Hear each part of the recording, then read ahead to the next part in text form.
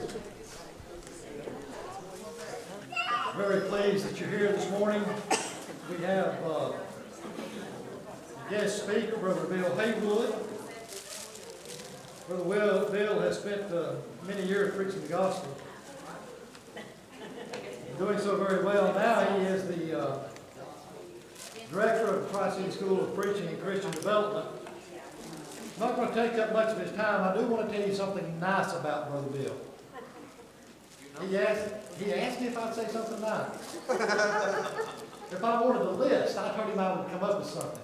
He brought his beautiful wife with him from this morning, so we're glad you're here too.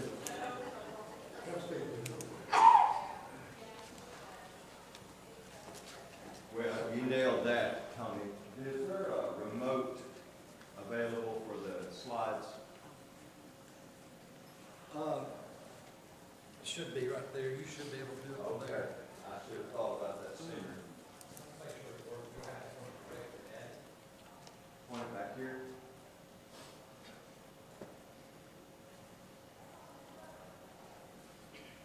Oh, there we go. Did you do that or did I do that?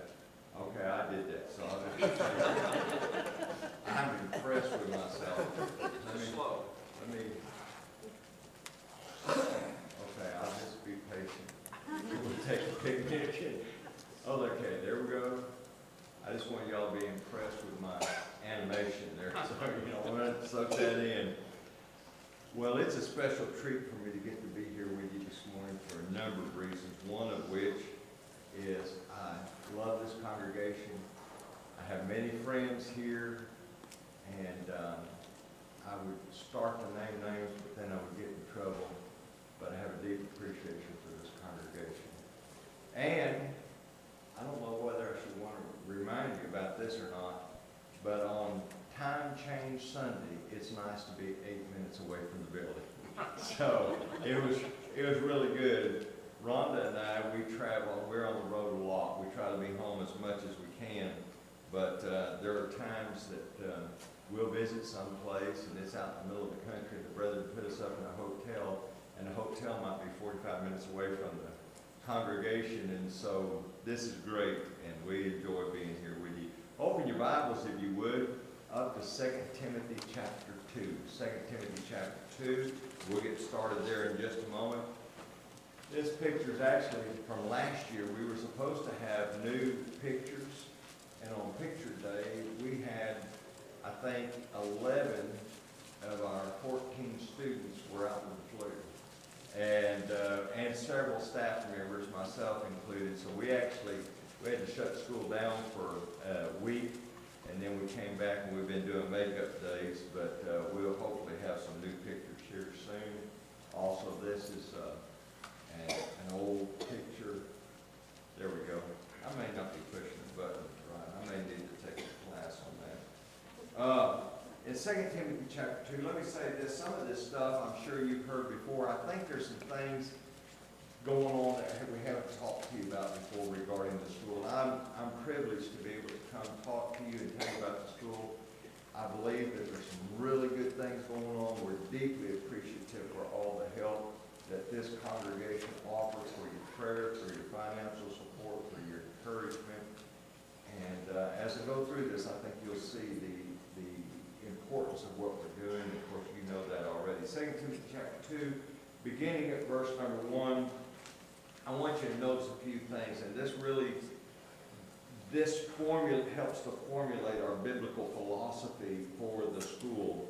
Number 1, you therefore, my son, be strong in the grace that is in Christ Jesus. Number 1, we're in the business of training good, strong gospel preachers. Now, we'll point out a little bit, we do not just train gospel preachers, we train workers for the kingdom, but at the core of what we do is training gospel preachers. And you know, it's rather interesting to me in Joshua chapter 1, at least 3 times, God says to Joshua, and if you back up into the book of Deuteronomy, he's going to tell Moses that Joshua's got to be strong and courageous. And then in Joshua chapter 1, at least 3 times God says, you need to be strong and courageous. And then when Joshua goes and reports to the people, you know what they say? We're going to do what you said, only be strong and very courageous. We need men that are going to preach the gospel who love local work. Let me emphasize that. You'll hear me say that again. Who love local work. We've got men, listen, I love podcasts. I think to a great extent they can replace what the radio program used to be or supplement what the radio program used to be for the local area. But we've got too many men that aren't interested in local work, and they're interested in being worldwide podcast stars. We need guys who are strong and courageous and want to build up the local work, and that's what we're trying to do. We've got many men. We've got some great gospel preachers in the brotherhood, but we've also got some guys, because of whatever reason, they seem to have the spirit of timidity. Verse number 2, here's the mandate for the church. And the things that you've heard from me among many witnesses, commit these to faithful men who will be able to teach others also. Now this is for every worker in the kingdom, especially for preachers in the kingdom and for the Lord's church. I love every faithful school that's out there, including our universities. I say our universities that have been associated with the Churches of Christ. I have deep concerns about many of them. Many of them have just jumped off the cliff. But let me say this. There is not a university, and there's not a university board that has a mandate from God to train gospel preachers. But the Lord's church does. And every congregation needs to be concerned with training gospel preachers. Now that can be done in a variety of ways. That might be a sister, listen to me, it might be a sister that puts her arm around a 7-year-old that she's teaching and says, son, I believe one day you could be a great gospel preacher. It might be a preacher or an elder or a man saying to a 13-year-old son, I believe you can offer the Wednesday night invitation, I'll help you. It might be a congregation that supports a great man like y'all are doing with Brother Robert Taylor. There's a lot of different ways you can do it. Or it might be that you support a work like the Tri-City School of Preaching. But every congregation needs to be interested in training gospel preachers. Verse number 3.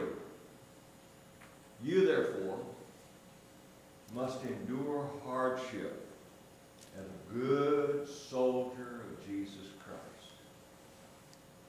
Preaching is tough. It is the greatest work that I can imagine. I can't imagine being anything other than a gospel preacher. But it's tough. And we're soldiers. And so at Tri-City School of Preaching and Christian Development, when you come up to the doors of the school building, now we have on the doors the words, Gospel Warriors Trained Here. And we try to instill in these men, listen guys, we hope that things turn around. I hope in my lifetime God gives me enough life and health that I can live long enough to begin to see the tide turn. But I'm telling you, there's a lot of good men that are going to have to be self-supported and work hard to make sure that the kingdom's built up. Because we're in a very difficult time. I see a lot of positive signs out there, but I don't want to be Pollyannish and say, oh, just believe. Look, we've got to realize we're going to be in the trenches and we've got to work hard. And a lot of people are not going to like what's heard, but we're training gospel warriors. And that's really at the heart of our philosophy, is we've got to have strong men, we've got to train men, and they need to understand that they are gospel warriors. David will remember we sat around a table at Burger King in Bristol, Virginia, and I'd hear Wesley Simons and Eddie Kraft and others talk about if we had a school. And one day this statement was made, if Jesus had a school of preaching, and he did, what would it look like? And that began to formulate some of the thoughts. I really believe that Wesley had the right vision. And, you know, in the early days, it was a struggle, and it's still a struggle. But that's the guiding philosophy. And so from that, and another realization came along, and that was that every faithful school was training all the men that they could possibly train.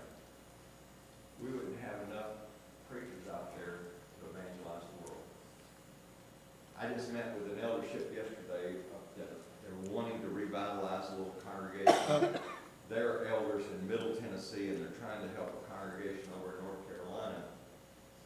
And they're good men, but I did my best to have a heart-to-heart with them and say, guys, we've been doing this, in my opinion, we've been doing this wrong for years.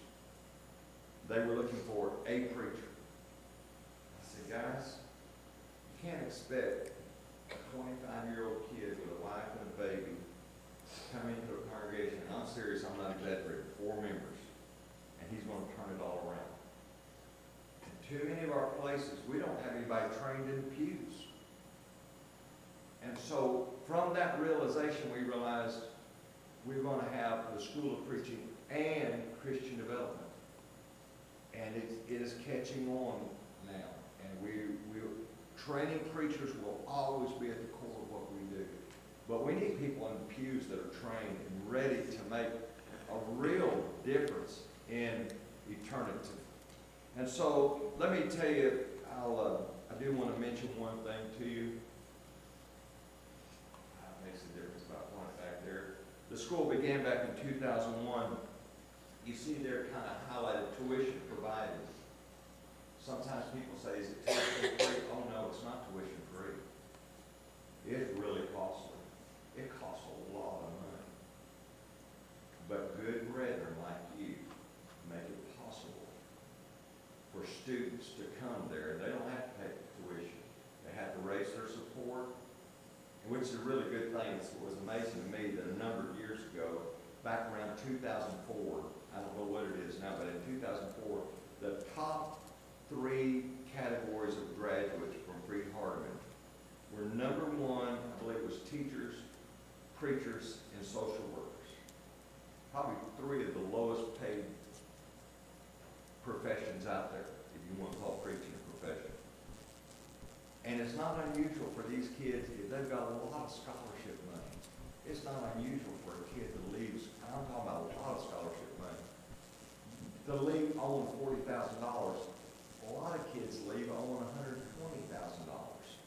And they begin their life with that kind of debt, and they start preaching, and they're not making much money, congregation can't pay them much money, and people begin to wonder, well, what's wrong, where's their commitment?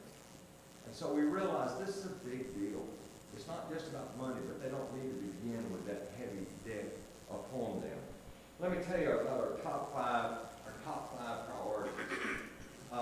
And this really gets at the heart of what we do. Number 1, and this everything has to run through this filter. Number 1, glorify Christ in His church. Ephesians chapter 3, 20 and 21. 21 is the one I want to emphasize, but 20 says, "Now to Him who is able to do exceedingly abundantly above all that we ask or think." Now get this. To Him be glory in the church by Christ Jesus to all generations forever and ever. Amen. That's our mandate. We've got to glorify Christ, and we've got to glorify the church. And if what we're doing doesn't do that, we need to get out of business. If we have a plan, and that plan cannot fit through that filter, we need to abandon that plan. And our commitment to you is that's what we want to do. And we want you to hold us accountable to that. If you see us something, you'll be our very good friend. If you say, hey, are you sure this is, we would appreciate that.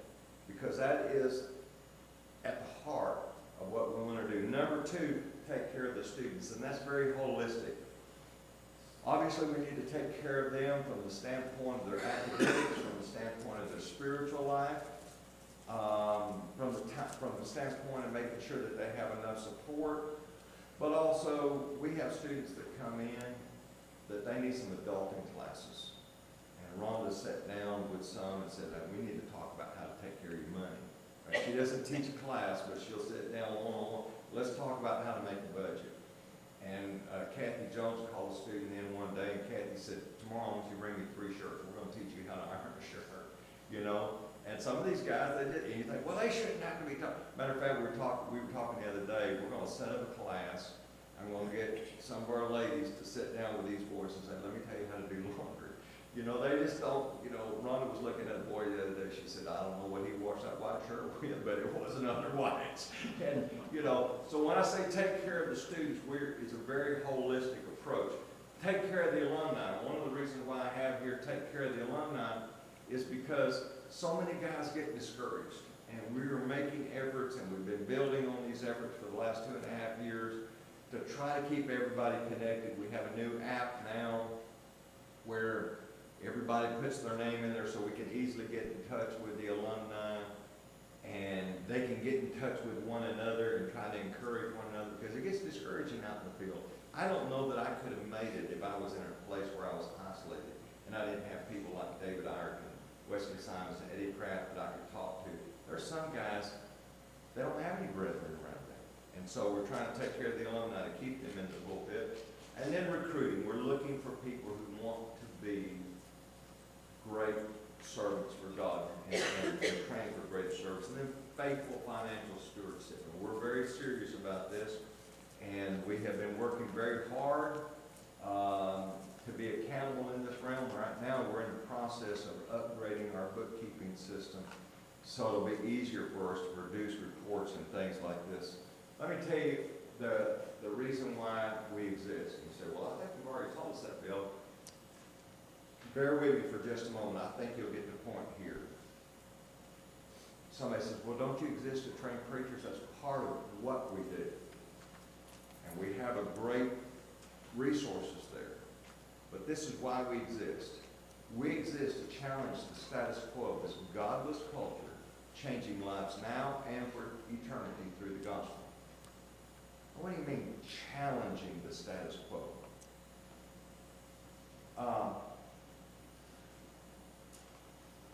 The religious trends are accelerating. There are some very positive signs out there. I have not read anyone that's really figured out why, but it seems like the youngest generation right now are trending more conservative, more spiritually minded, more open, but they don't know where to go. We've got to help them find the truth. But overall, there is an acceleration of this idea. All paths lead to the same place. Back in the old days, we'd see the sign, attend the church of your choice, Baptist, Methodist, whatever. And that was not good. Now it's Hindu, Muslim, whatever. It's all the same thing. In 2023, it may have been 22, but I believe it's 23. The Southern Baptists, and I know we don't look to the Southern Baptists as our standard, but just to show you societal trend, they lost 500,000 members. 500,000 members. They don't even know where they went. They think that they became part of the largest growing religious movement in the United States of America. They were part of the nuns. N-O-N-E-S. They're nothing. Religiously, they're nothing. Just check it out. I was in 22, and I'll tell you the reason why I know that. The next year in 23, they were thrilled that they cut the bleeding to half. They lost 250,000. We're not talking about people dying. We're talking about healthy people that walk out the door and they don't come back. That's the trend in our society. Then think about the idea that everybody's trying to push religion out of the public sector, the gender perversion that's going on. Rhonda and I were at an event in Asheville, North Carolina, big venue. I'd never seen a sign like this before. I was shocked. And I took a picture of it. They had men, women, all gender. You see the one on the end? That's just, now I'm thrilled that at least momentarily there seems to be a little pushback on this. But we need to be leading the charge. When I say leading the charge, I don't mean being ugly. You know what? I'm sincere, man. My heart breaks for some of these people that are trapped in these, and we need, with a good heart and sincerity, we need to reach out to them, build a rapport, and say, there's a better way. There's a better way. That's not a good way to live. And you can have meaning and purpose and an eternal home in heaven. And so we've got to do all that we can to help these people. So here's the 4 areas that we're involved in. Preacher training, on-campus Christian development, online Christian development, and then international preacher training. Do I have till a quarter till? Yeah, 10-2. 10 till, oh, I got all kinds of time here. I don't have to worry. Okay, so here's a couple of our graduates. We have plenty of courses of graduate, but we've been blessed with a lot of great students that have come through the school doing a good work. Here is one of the things we try to do is academics is very important, but when we look at Jesus training men, I think there were times that you might consider academic. In other words, they were mentally challenging. John chapter 6, talking about eat my flesh, drink my blood, what do people do? This is tough. And they had a lot of dropouts. I'm getting out of here. So there was that mentally challenging stuff, but there was also a time when they could say, why do you teach in parables? Can you teach us to pray? And they also had the candid moments where they could say, Lord, you remember this over in Matthew chapter 15? Lord, do you know what you said offended the Pharisees? He said, okay, let's talk about this. You know, they're blind leaders of the blind, and they're going to be uprooted. And they had that kind, and we're trying to create that kind of environment in the class where it's not just you walk into class and we're going to rip your skull open, pour information in, and you regurgitate it to us, but we want them to really have a sense in which, to the best of their ability, they master the material and they become strong spiritual men. Let me just share with you, I've got several statements here, but I'm just going to share this one with you. It's from Don Blackwell, director of the Gospel Broadcasting Network. The Tri-City School of Preaching has a reputation for producing men who are faithful to the Bible. The school's instructors are experienced, conservative men who hold to the old past. Though TCSOP is not as large as some other schools, it is conducive to personalized training with a focus on defending the truth against error. I do not know of any subject with which I do not agree with their teachings and approach. There is a small list of schools that I recommend without reservation. Tri-Cities is one of them. So we're really blessed, not just to have his endorsement, but also we're striving to be the kind of school that men like him can endorse. Some of you know Rob Whitaker. He also is very supportive of the school. And then Jeff Archie, who is the speaker for the International Gospel Hour. Here are our current students right now. Actually, that's not true. I would have had an updated picture up here for you. But those are our students, and then these students began in February. And so I'll back up in just a moment, but of course Robert E. Taylor, you're familiar with him. He'll be graduating this June. And of course I know he's taking the work at West Jefferson, North Carolina, and going to be doing a great work there. Let me back up just a minute because I do want to mention something to you. Back up one more. We have some really fabulous students. And on a couple of these, we have some that have done really, really well in life. The first one up there, David Alley, a retired diesel mechanic, and he just said when he retired, he said, you know, I don't know if it'd be all right for me to come to school or not, but I'd really like to be able to teach the gospel to other people one-on-one. I said, come on, man, that's what we need. We need people like that.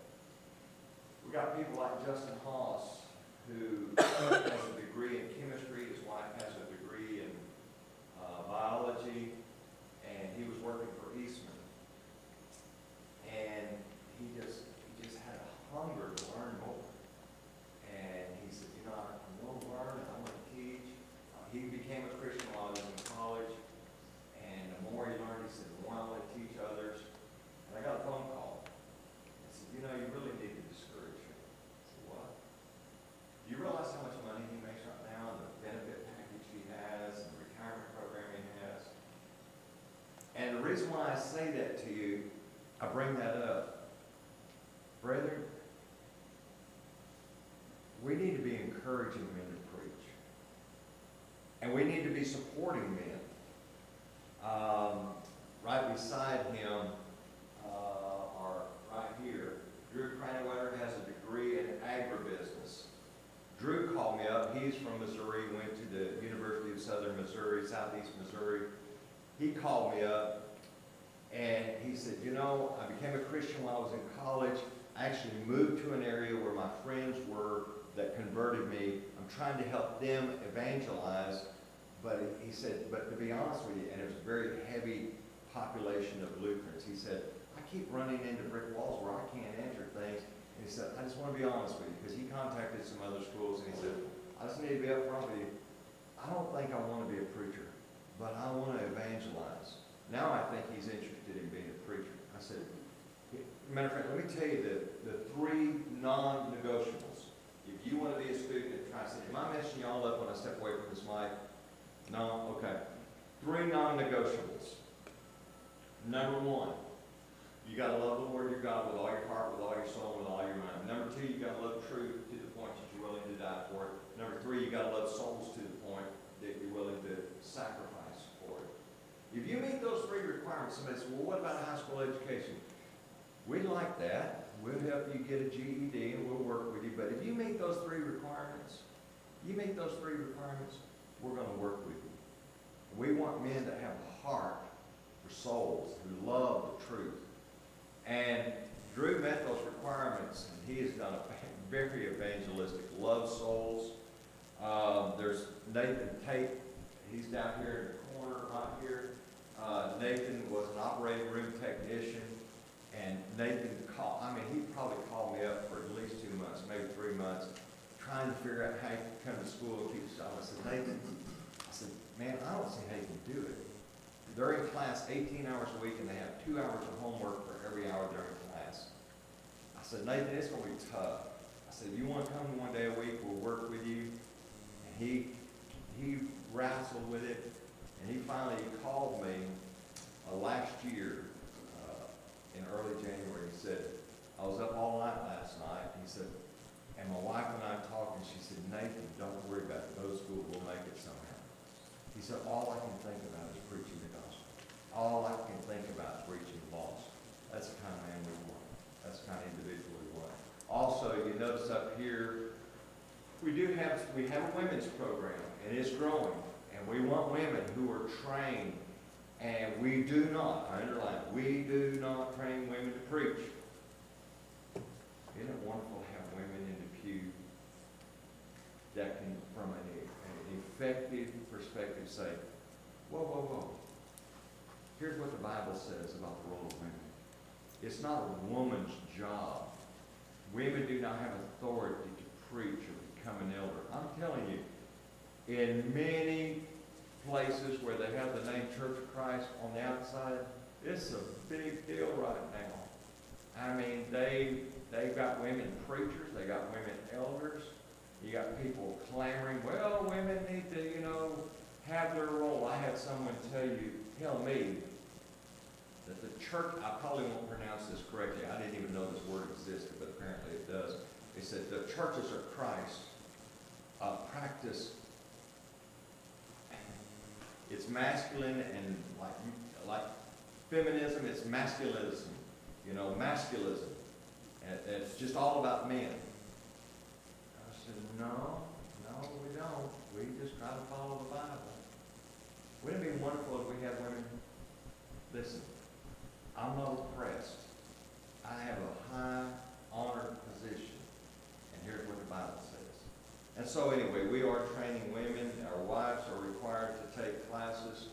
Want to mention to you, our lectureship is coming up. And unfortunately, I don't think I hope this doesn't happen again. We set our lectureship for the first full week of April, and there's been some conflicts, but I think it's just been kind of a fluke. But these will be our night speakers on Monday night. Wayne Jones, who is the director of the Bear Valley School of Preaching, and then Tuesday night, Cliff Goodwin, if you're familiar with Cliff. Cliff is phenomenal. And then on Wednesday night, I know you have to be here Wednesday night, will be Don Blackwell. Here is one of our classrooms. We've been blessed to be able to upgrade our classrooms. Technology, here, technology's growing. And I used to think it was silly, but it's a vital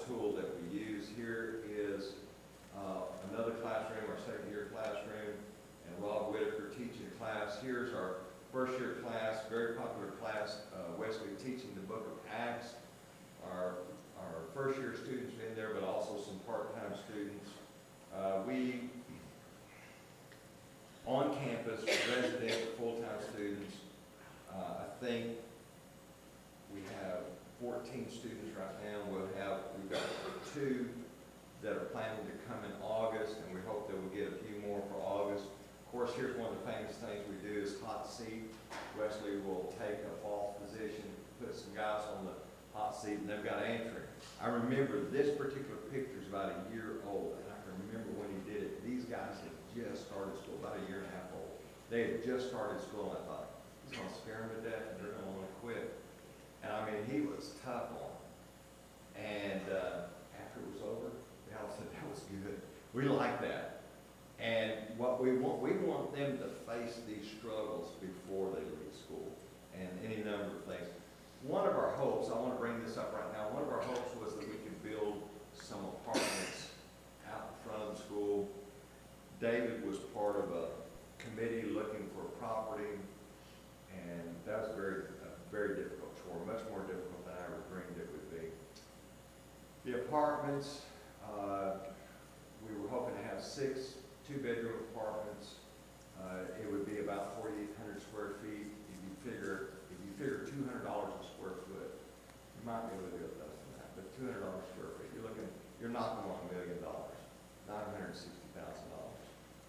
And so anyway, God blessed us with an opportunity to buy a house for $310,000. Upstairs, we have a family living in the upstairs. In the basement, we have 1,300 square feet upstairs, 1,300 square feet downstairs.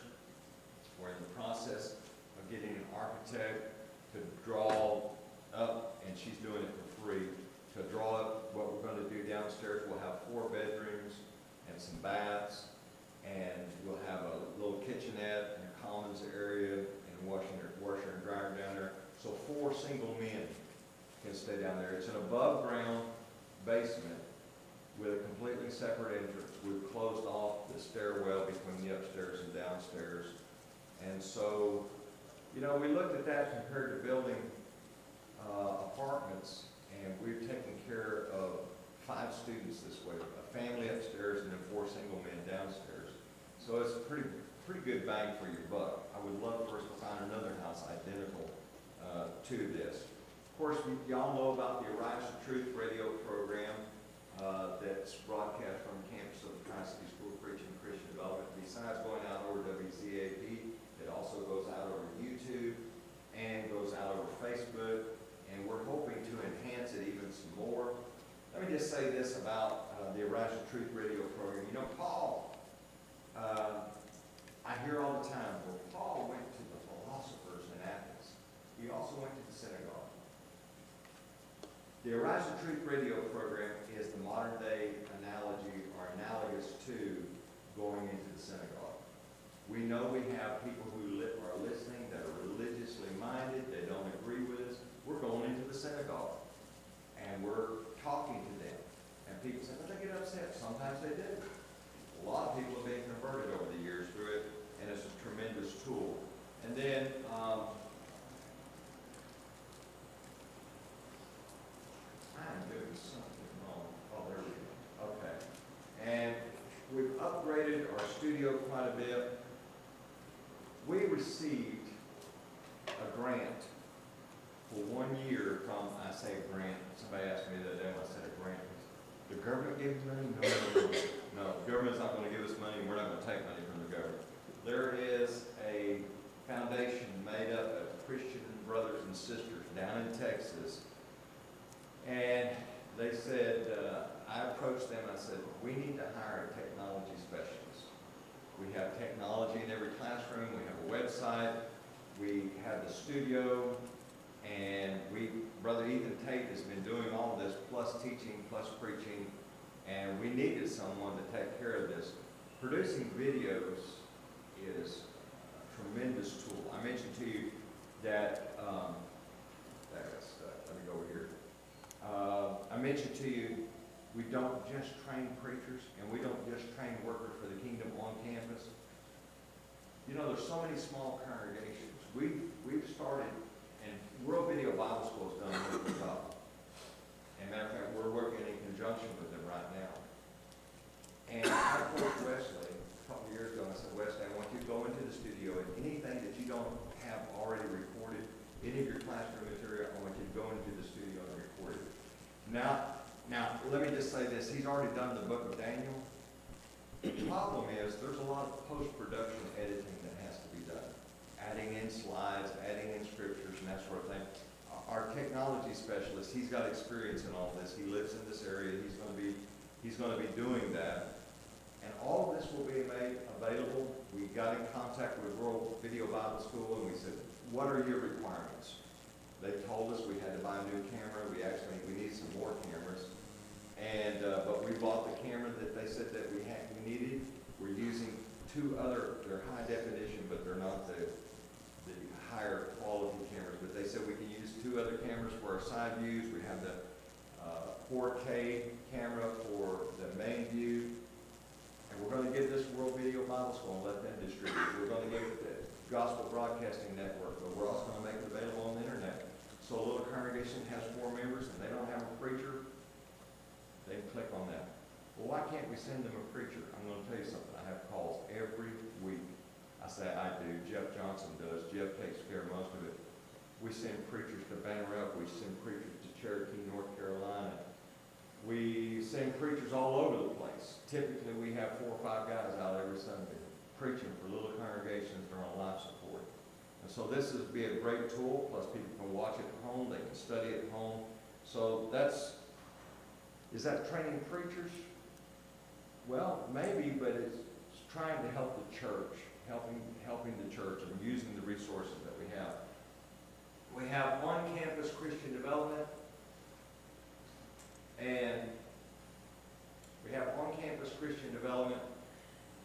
that a person could come for 3 years if they wanted to, and just say, I just want to become a stronger Christian. I want to take all the curriculum that everyone else takes. Or this arose because of some things that we realized. We developed a 1-year curriculum. We call it Link Year. And the idea is, we noticed this trend. I noticed this trend that we've got kids that go off to school. I had this problem in Avenue. Emory and Henry College was just up the road from us. Horrible place. I don't just go around bad-mouthing schools. Horrible. Had a kid come to me one day, wasn't a member of the church, but was attending Avenue, came to me one day, called me up, sat down across my desk, dropped his head into his hands, and started crying. And I asked him, I said, what's going on? And he looked up at me and he said, I'm not even sure there's a God. And you know where that came from? A required religion class at Emory and Henry. And they began hitting these kids with philosophical arguments. I don't even know why you want to teach a religion class if you don't believe that there's a God in heaven and the Bible is the Word of God. But they start hitting them with philosophical issues that we've never even considered. And so we built into the program, into our 1-year program, some Bible basics, the book of Acts, the book of Genesis, the Synoptic Gospels, things like that. But we also build in there some of the big issues they're going to be facing. The problem of evil, pain, and suffering. I'll try to be as polite as I can. Brethren, generally speaking, my experience, we don't do a good job of answering that.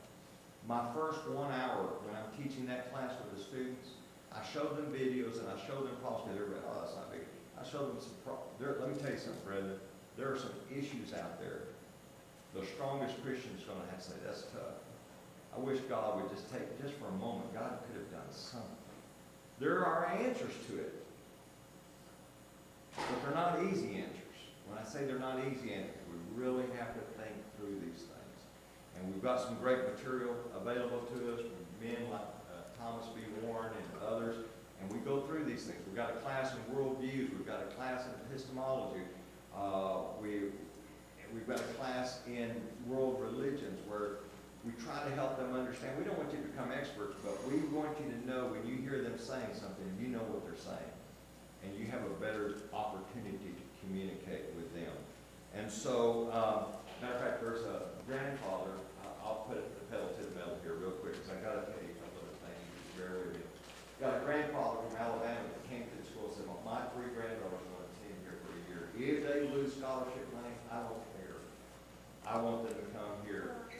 Let me jump forward real quick. We have a leadership camp in the summer. Let me tell you about, and that's our distance learning online at night. We have students all the way from California, all the way to the East Coast. We've had up to 60 students at night. It's only for enrichment. There's no credit for it. Let me tell you about our international preacher training. We did not set out to be involved in this. There is a revival sweeping across Africa.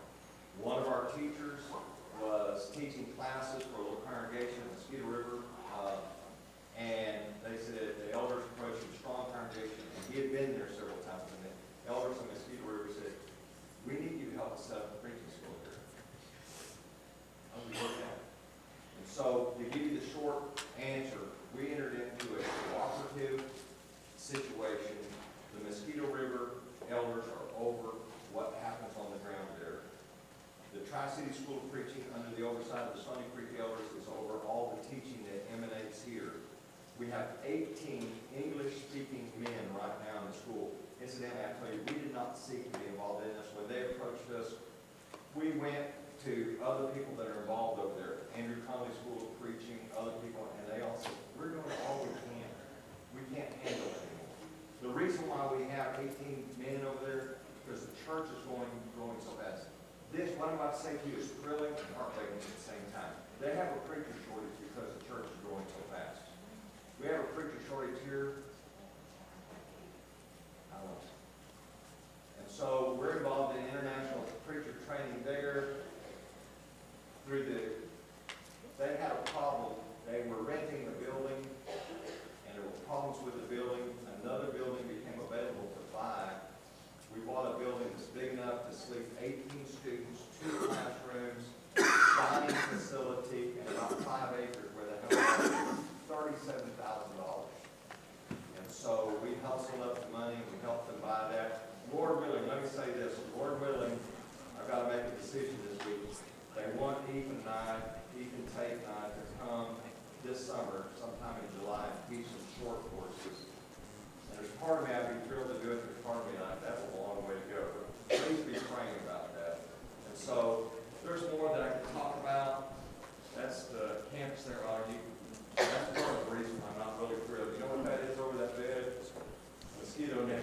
So, and that's a thin mattress. That's their garden there. There's more I could tell you about, but our library improvements. If you get a chance to come by the school, I'd love to show you around the school. Our